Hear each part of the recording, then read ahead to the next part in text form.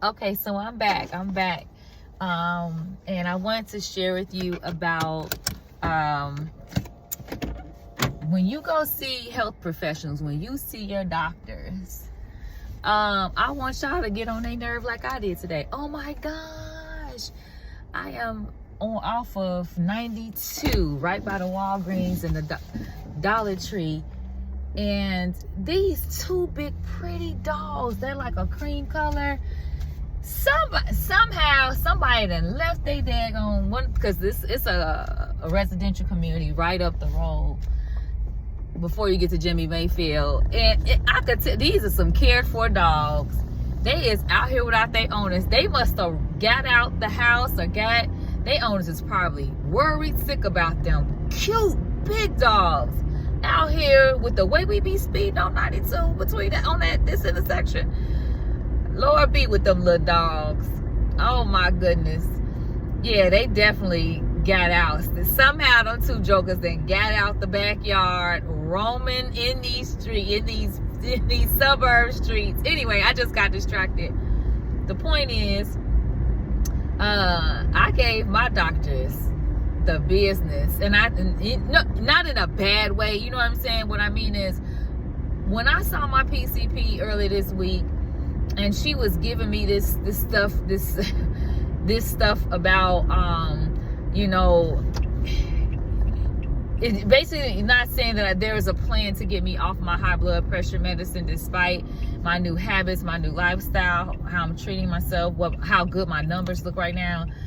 And I just kept asking questions, different ways, and I could tell that she wasn't used to that, or it was just not the norm. You know what I'm saying? And I just couldn't. I felt like this is my life, and I guess me advocating for myself really, really kicked in, because I don't think I've ever had to challenge something in this regard, and it's sensitive for me, and I just was like, I had to do that. And then I ended up doing it when I saw my dermatologist today too, and I could tell she was I could tell she kind of had to cut me off after asking the questions. And this is what I come to realize with regular doctors, when I see the similarities of those interactions with me asking these questions.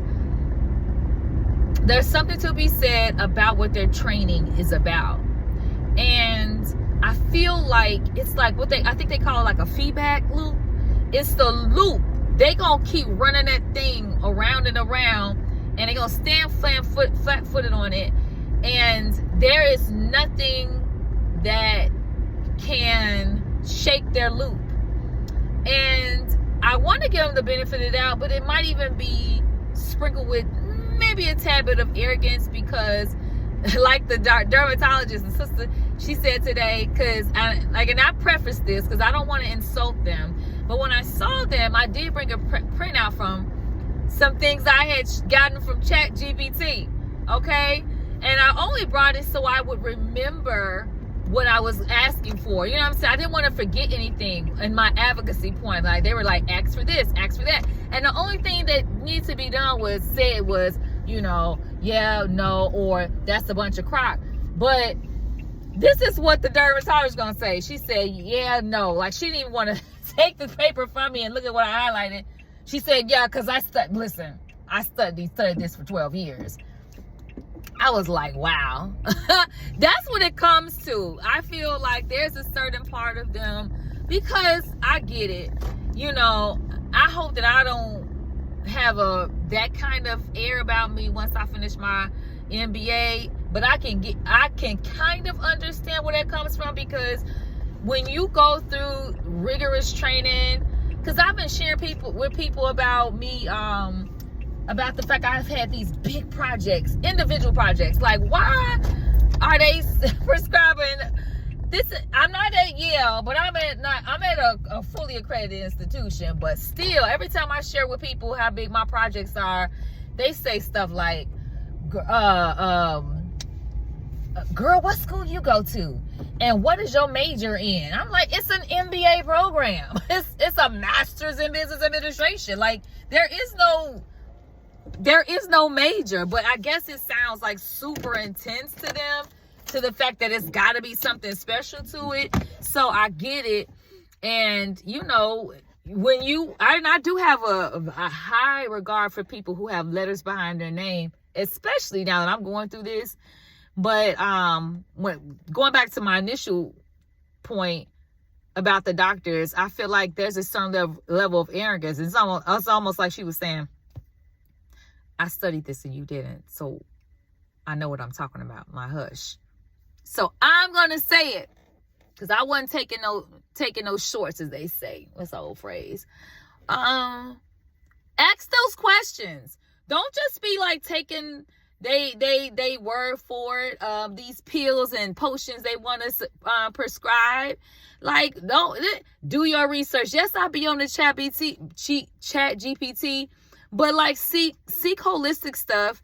And like I remember in Chicago, I used to love Dr. Chandler's Health Emporium, because he was definitely a Western doctor. He was an actual MD, but him and his wife brought together the Health Emporium because they wanted to find holistic ways that could assist with people's treatments.